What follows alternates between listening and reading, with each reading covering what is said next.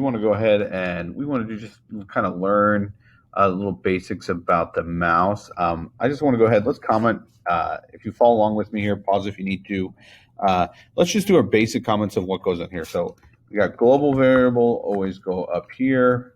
So we're going to declare some global variables here. And the next one we're going to do is setup. Okay, we do our void setup right here. And we do our draw right here. So today I just want to focus mostly on using the mouse, getting interaction with the mouse and our processing ability here. So in order to do that, I'm going to go ahead and set up integer variables for x and y for my position. So integer x and y, I'm not going to set them equal to anything yet, but I just want to declare that was up there. I'm going to go ahead and do a setup here, simple one here. So setup. Parentheses, I'm going to start my curly brackets here, go down, end my curly brackets. Okay. Inside my setup, I want to go ahead and do size. Let's go 400 and 400, just a nice simple size here. And I'm going to do a fill, right? Let's go 255. Okay, anything that's going to be put in is going to be filled with that, all right? So that's my basic setup. Nothing too much to worry about there. Then I'm going to come down to my draw, so I'll get rid of some extra space here. Okay, and I am going to go ahead in my draw. I'm going to do background. Let's set this to 0 here, maybe. Oh, sorry, I got to go ahead and actually declare this. So void, draw, parentheses, curly brackets. Have that over, and my curly brackets here. There we go. Okay, so that goes ahead and gets my background there. And now I just want to go ahead and let's just make sure this works. So I click here. We go ahead and run this. Oh, I clicked it twice. It shut off on me. Click it once. I got to be patient here. It goes ahead and runs, and we should see we get our background pop up here. My background I put is 0, right? So that should be black. Notice nothing's happening here, but I haven't told it to do anything yet, so that's not a big surprise. You go ahead and click off this. Now what I want to do is we want to interact with our mouse. So in order to go ahead and interact with our mouse, we're going to put the positions of the mouse based upon that. So I'm going to set x is equal to mouse of x here, and y is equal to mouse of y here. Remember, I declared these up here, so now I can use them inside of here. And I'm going to just say they're equal to wherever my mouse is. So it's just using this in a grid coordinate system. Top left is 0, 0. And it's going to go ahead and then move over, find my x position, y position there. Okay, so wherever I move that, that's going to set that as my x and y. The last thing I want to do here is I'm just going to create an ellipse. So ellipse right here, and remember ellipse, the way that we create it, if I want to say create a circle, it goes height and width, but the first two things, notice here at the bottom here in red, it kind of gives me a clue, float, float, float, float. Well, this first float is the x position, y position, width and height here. So I want my x position just to be x, wherever my mouse is. My y position to be my y. And then let's just make it 20, 20. So this will make a nice circle, 20 pixels by 20 pixels here. I'm going to go ahead and click play. And remember, my draw updates once every 20 seconds. So if nothing's going on, it just defaults up here. But notice my mouse is off my box. As soon as I put my mouse on my box, okay, this is going to draw an ellipse wherever I move my mouse. So what's going on here is that I move my mouse, and that creates a new x and y position. And since draw is refreshing 60 times a second here, as I move that, it's just redrawing where this position is. So this is a nice way we can go ahead and get this. Now, I can also add different features like mouse clicked or just mouse pressed. There's a lot of different options here, but we're just going to wherever my mouse location is. Okay. So now let's go ahead, and we've talked about arrays. So let's go add an array into this here. So let's click this off for a second. So instead of just X and Y, right, just having two positions, I want to be able to keep a lot of positions and make a tail on this. So in order to do this, I'm going to go ahead and first, I'm going to make a variable for my tail. So that will determine the length of my array and how many I'm going to store in here. So let's just, for funsies, start off with 40 here. Okay, then I'm going to make two arrays. Okay, so if we're thinking about how we make arrays, this is the same pretty much in Java here.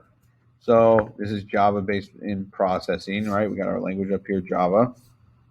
First thing is I do the type of variable I want to store. So I want this to store integers.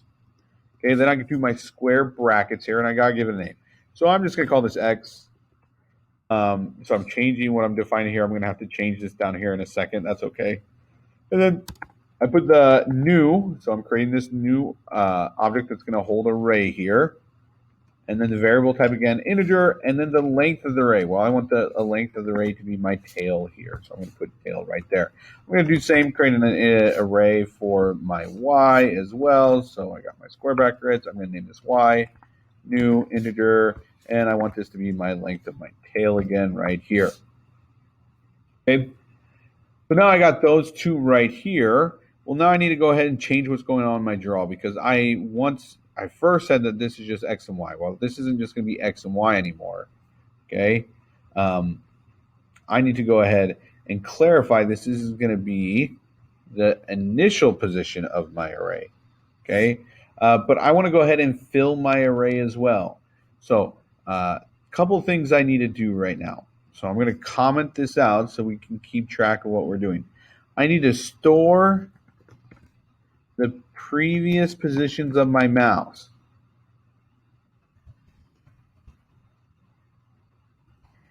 That's what my array is. So in order to get a tail from my moving here, maybe it's a little hard to understand, but I want to move my mouse and I'm going to have circles after it. So I want to keep the position up to 40 spots after. So the 40 previous spots my mouse were, it's going to keep drawing those. So I need to go ahead and store those positions right there. Okay. In order to do that, I'm going to create a for loop. So for, and then I'm going to go, and I want to start and move it each one back. So I'm going to keep moving the position. So what was my position, let's say 0, I'm thinking of indexing here, will become 1.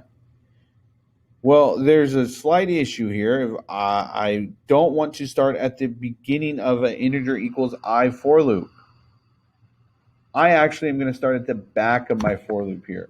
So I'm going to go integer I is equal to tail minus 1. Then I'm going to say as long as it's greater than 0, because I don't want to go down to the 0th position. That's what would cause my problem here, because my 0th position should be set not by the previous ones, but where my mouse is.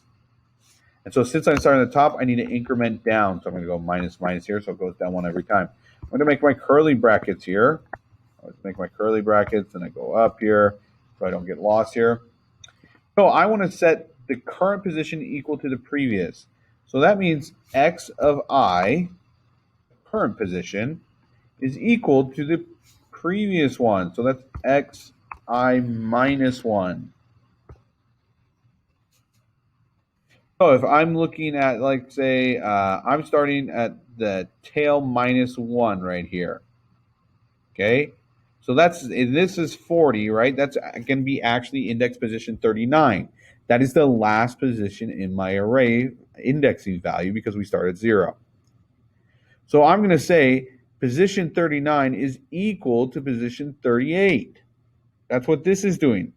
Okay, and I set that equal for my x, and then I move down, right? Because then it will increment my I down, and that will go from 39 to 38. Well, then this is 38 is equal to what 37 was. Okay, and then I need to do the same thing with my I position here. I minus 1 right here. Okay, and so it will go through each one, and it will take this all the way. Now, it won't do the first position, so now I need to account for that. So the first position won't be met here because it stops before this first position. So I'm just going to set that first position, this x and y, the first index equal to wherever my mouse is. So now every position will go the one before it, except for that initial, and that's just going to be equal to my mouse is, where my mouse is. Well, now, instead of just drawing one, I need to draw the whole array. So I have each of my values set. So now I'm going to go ahead and draw my circles here. And I need to draw each one in the loop. So I'm going to go through my loop here. So for integer I equals 0. This time I can start at the beginning because it really doesn't matter here. And as long as I is less than tail, and that we'll get the last one, because remember, the tail is just the number 40. My index value starts at 0, so we'll only go up to 39, so that checks out. And then I just increment up each time right here. Okay, so when I go ahead and do this, I create my curly brackets, come down here, create my curly brackets. I'm going to indent this in. Okay, then I'm going to do X and Y, but I don't want X and Y, right, anymore because I'm talking about array. So I need the positions in this. So X of I and Y of I here. Right here, okay? So now let's just talk, before we actually run this, let's make sure we understand. I'm creating an array here. I call it X and Y. So two different arrays, one to store my X position, one to store my Y positions. I want to be 40 long because that's a tail it's going to create. I set my size, I do a fill, okay? Then I want to store the previous values. So I start at the back and then I set the current to the one before it. I'm going to go all the way into the very last one, X of 0. I don't want you to do X of 0. It will stop there. Because I'm setting my X of 0 and Y of 0 just equal to my mouse.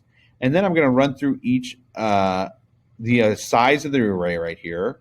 So 0 through 39 or 40 times. And I'm then going to draw an ellipse at each time where those are. Okay, and it said 2020. So let's go ahead and now look at this. I go run. Now remember, my mouse is up by this play button, so initially, if it goes right, I shouldn't really see anything. That is what's going on. I just have one up here in the corner. But now as soon as I move my mouse on, what's happening? Well, as I move my mouse, it's storing the last 40 positions of this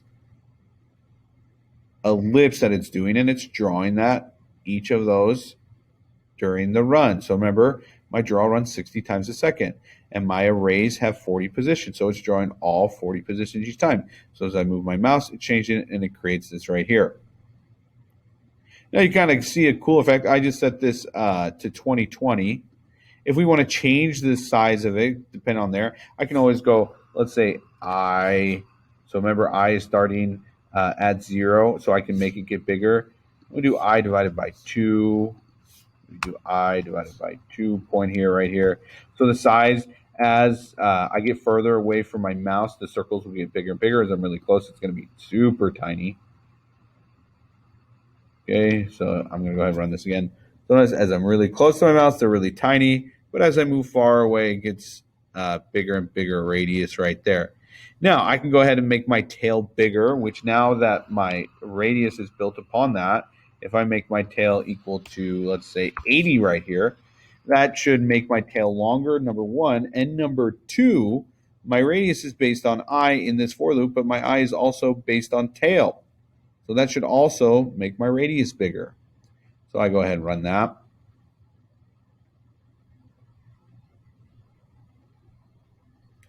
And as I run that right here, notice my tail is twice as long now. And the radius at the end is bigger. Okay, this is a common thing. This initially makes me think of old school gamers here of the old Snake game, right? As this goes down, it's moving and it's tailing. It has a certain distance, right? I could put objects in front of this. And maybe each time it ran into an object, I could increase the size of tail, which would make my array longer. Now, we know arrays don't get longer, so then in your head you should be thinking, if arrays can't get longer, what would be better to use? Well, that would be an array list, right? Because array list, we can go ahead and modify the length of that either by adding or removing things to that. Okay, but this is a nice thing. I want to show you one more thing before we stop here, though. Okay, there's one more method that I can use. Now, this method we're going to put outside of here, but I want to go ahead and change the ability to change the background, of my color right here. So I'm going to go ahead and in global variables, I'm going to set a new variable here to integer mouse color right here. And let's just set that equal to 50. Okay.